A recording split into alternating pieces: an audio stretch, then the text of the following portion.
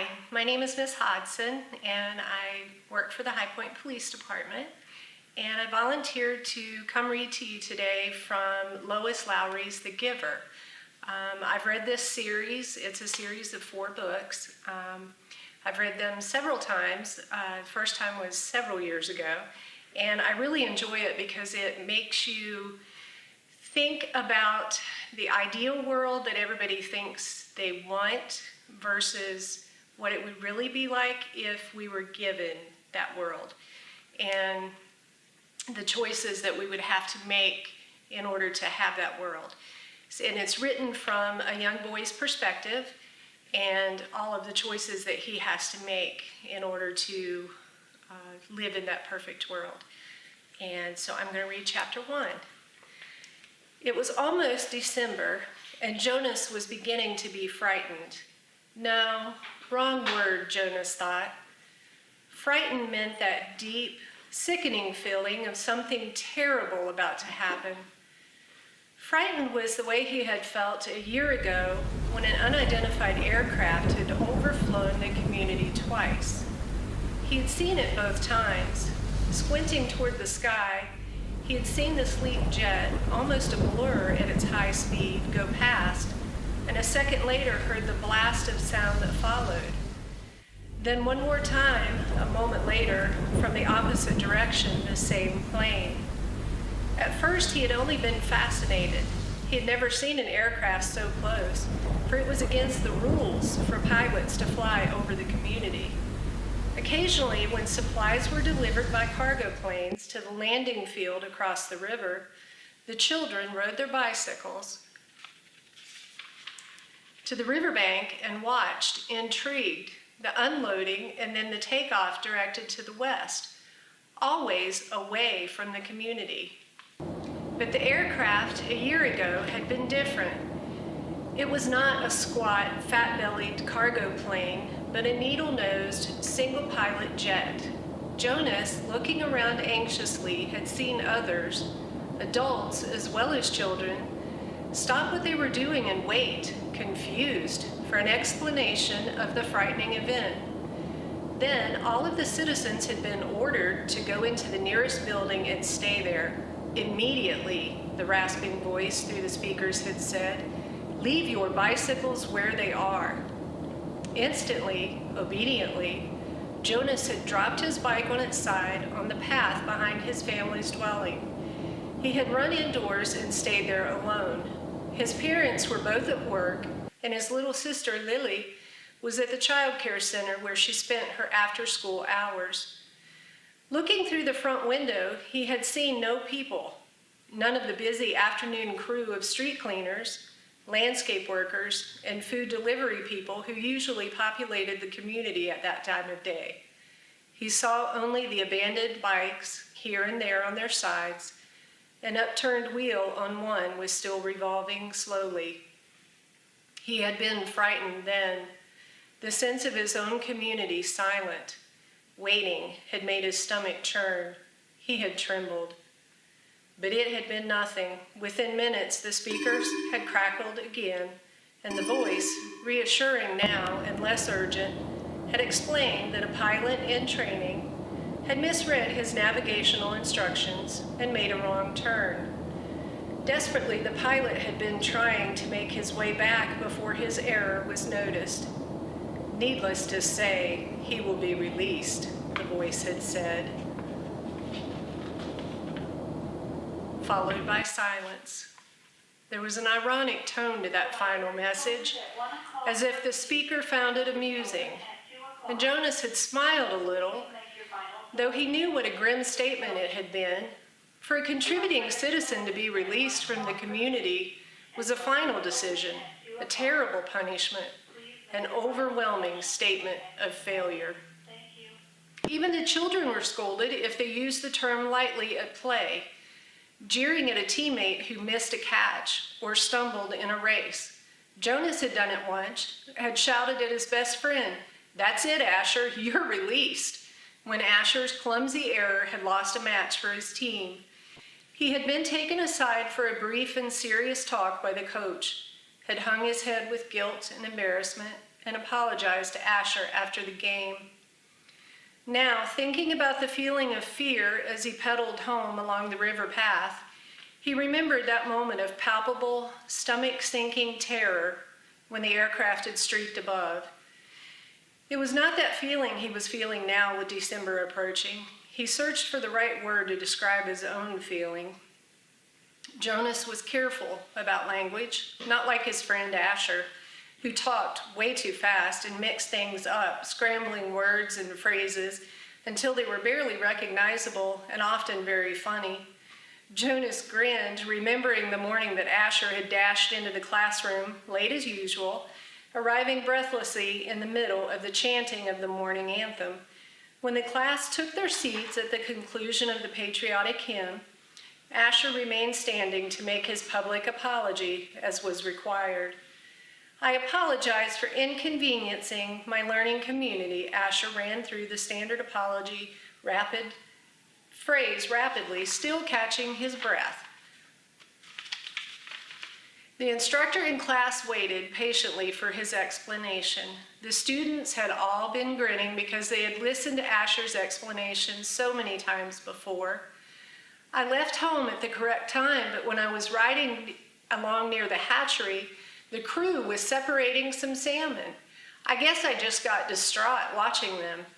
I apologized to my classmates," Asher concluded. He smoothed his rumpled tunic and sat down. "We accept your apology, Asher." The class recited the standard response in unison. Many of the students were biting their lips to keep from laughing. "I accept your apology, Asher," the instructor said. He was smiling. "And I thank you because once again, you have provided an opportunity for a lesson in language. Distraught is too strong an adjective to describe salmon viewing." He turned and wrote distraught on an instructional board. Beside it, he wrote distracted. Jonas, nearing his home now, smiled at the recollection. Thinking still, as he wheeled his bike into the narrow port beside the door, he realized that frightened was the wrong word to describe his feelings, now that December was almost here. It was too strong an adjective. He had waited a long time for this special December. Now that it was almost upon him, he wasn't frightened, but he was eager, he decided. He was eager for it to come. And he was excited, certainly. All of the 11s were excited about the event that would be coming soon. But there was a little shudder of nervousness when he thought about it, about what might happen. Apprehensive, Jonas decided. That's what I am.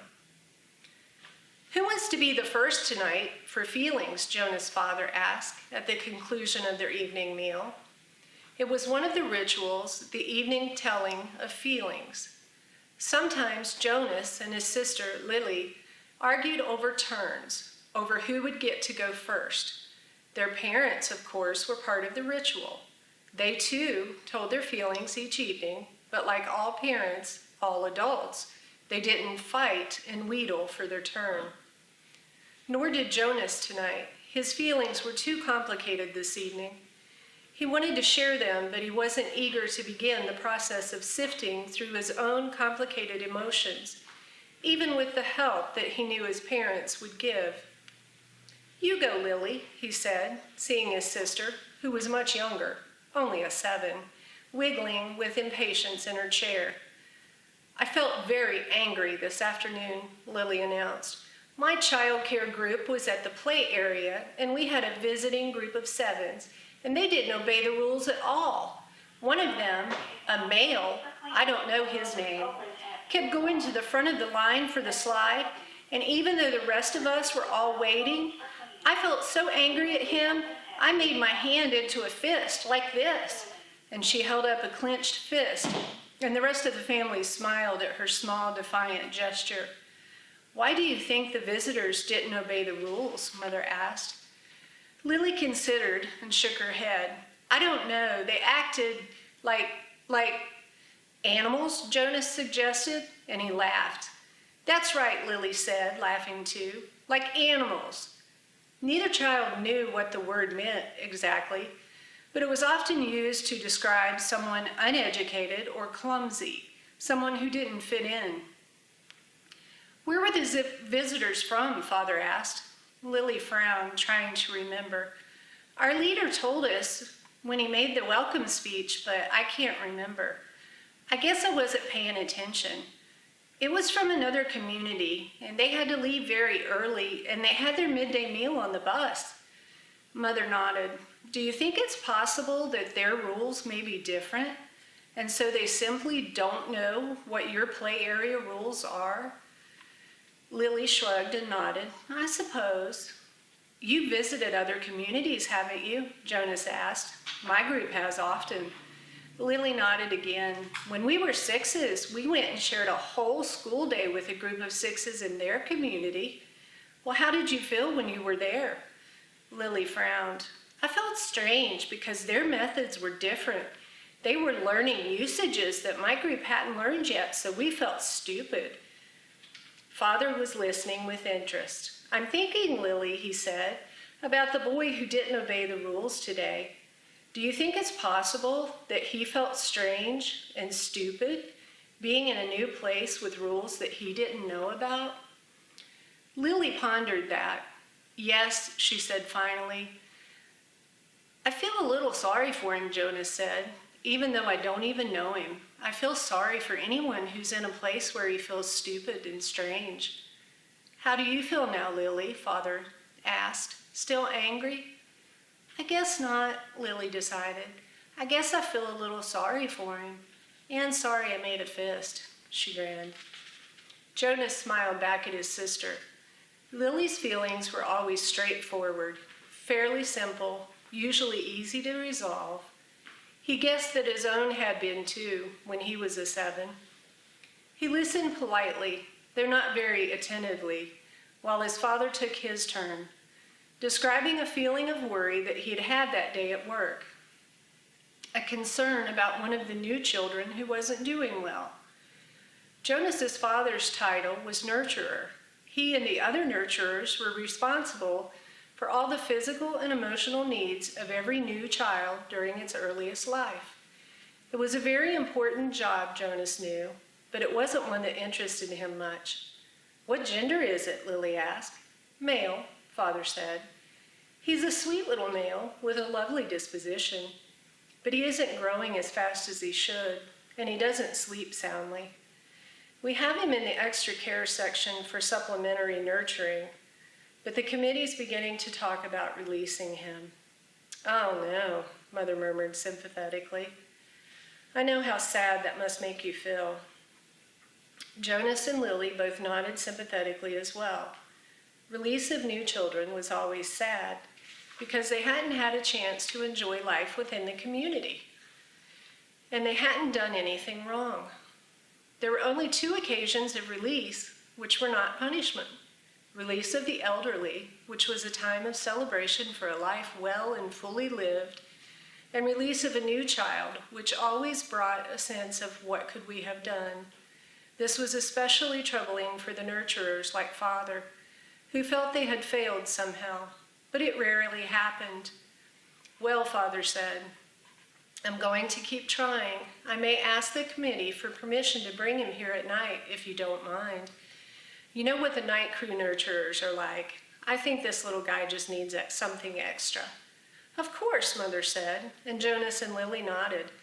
They had heard Father complain about the night crew before. It was a lesser job, night crew nurturing, assigned to those who lacked the interest or skills or insight for the more vital jobs of the daytime hours. Most of the people on the night crew had not even been given spouses because they lacked something, the essential capacity to connect to others, which was required for the creation of a family unit. "Maybe we could even keep him," Lily suggested sweetly, trying to look innocent. The look was fake, Jonas knew. They all knew. "Lily," Mother reminded her, smiling, "you know the rules. 2 children, 1 male, 1 female, to each family unit. It is very clearly written in the rules." Lily giggled. "Well, I thought maybe just this once." Next, Mother, who held a prominent position at the Department of Justice, talked about her feelings. Today, a repeat offender had been brought before her, someone who had broken the rules before, someone who she had hoped had been adequately and fairly punished, and who had been restored to his place, to his job, his home, his family unit. To see him brought before her a second time caused her overwhelming feelings of frustration and anger, and even guilt that she hadn't made a difference in his life. I feel frightened too, for him, she confessed. You know that there's no third chance. The rules say that if there is a third transgression, he simply has to be released. Jonas shivered. He knew it happened. There was even a boy in his group of 11s whose father had been released years before. No one ever mentioned it. The disgrace was unspeakable. It was hard to imagine. Lily stood up and went to her mother. She stroked her mother's arm. From his place at the table, Father reached over and took her hand, and Jonas reached for the other. One by one, they comforted her. Soon she smiled, thanked them, and murmured that she felt soothed. The ritual continued. Jonas, Father asked, you are last tonight. Jonas sighed. This evening he almost would have preferred to keep his feelings hidden, but it was, of course, against the rules. I'm feeling apprehensive, he confessed, glad that the appropriate descriptive word had finally come to him. Why is that, son? His father looked concerned. I know there's really nothing to worry about, Jonas explained, and that every adult has been through it. I know you have, Father, and you too, Mother, but it's the ceremony that I'm apprehensive about. It's almost December. Lily looked up, her eyes wide. The ceremony of 12, she whispered in an awe voice. Even the smallest children, Lily's age and younger, knew that it lay in the future for each of them. I'm glad you told us of your feelings, Father said. Lily, Mother said, beckoning to the little girl, go on now and get into your night clothes. Father and I are going to stay here and talk to Jonas for a while. Lily sighed, but obediently got down from her chair. Privately? She asked. Mother nodded. Yes, she said, this talk will be a private one with Jonas.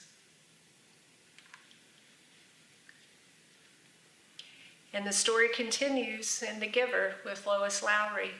And check it out at your local library.